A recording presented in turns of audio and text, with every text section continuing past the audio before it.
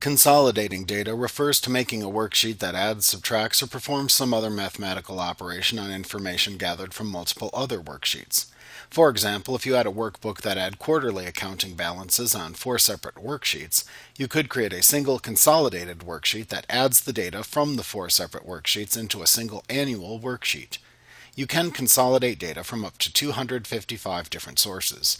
You can even create links to the original source data from the consolidated sheet that will allow it to be updated when information in one of the original worksheets changes. When used in this way, consolidating worksheets becomes akin to performing a very large paste special. Before you perform a consolidation, be sure that you have opened all of the workbooks that contain data that you want to consolidate. You will need to make references to the cells that contain the data needed for the consolidation, and the references are much easier to create when the workbooks are opened.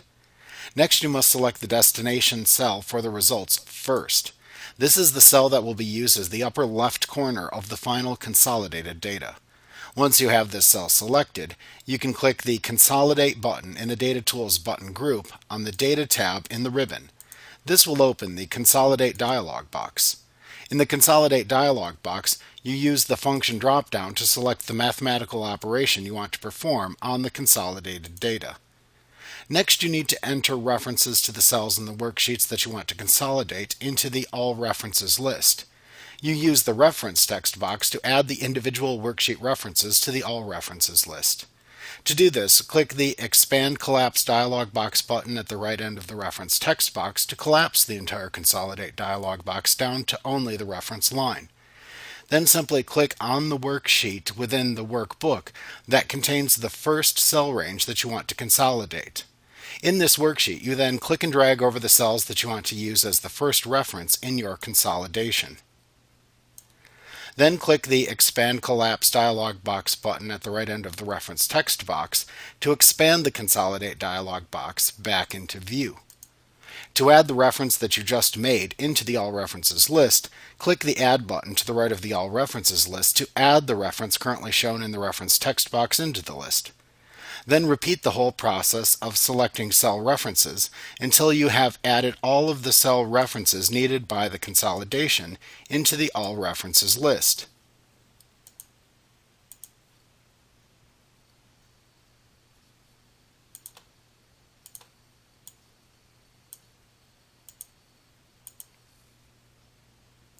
Next, you need to determine how to consolidate the information in the cell references.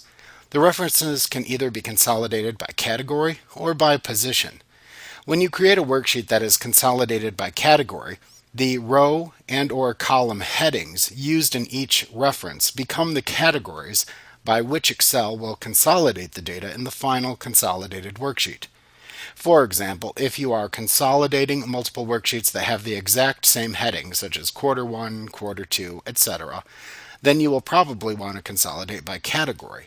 This allows Excel to use the headings to consolidate the data even if they are not in the same place within each worksheet from which you are consolidating. Also note that when you consolidate by category, it is imperative that you select the row and column headings in addition to the data that you want to consolidate from each worksheet reference so that Excel can consolidate the data based on matching the category names. Note that you must check either or both checkboxes for the top row and/or the left column in the Use Label In section in the lower left corner of the Consolidate dialog box based upon where the labels are in the cell references that you selected. Excel will consolidate the data using the labels that are in the position that you indicate. This is a must when you consolidate by category. You can also choose to consolidate worksheet data by its position in the reference. In this case, Excel doesn't care what the titles of the rows or columns are. They shouldn't even be selected in your references when consolidating by position. All that Excel needs to know when consolidating by position is where the data is in the worksheet reference. If consolidating by position, you must use worksheets that have the data that you want to consolidate in the exact same position in each referenced worksheet for this to work properly and have the resultant consolidated data have any worthwhile meaning. When using this method, Excel simply performs consolidation of the data based on its physical location, meaning cell addresses, within the worksheet references that you select. Note that to consolidate by position, you simply do not check anything within the Use Labels in section of the Consolidate dialog box. Finally, you must decide whether or not to check the checkbox for Create Links to Source Data. This checkbox, if checked, will create a link back to the original data sources in the final consolidated data, updating the consolidation when the original data changes. If you choose this method, your resultant consolidated data will contain actual references back to the source data cells.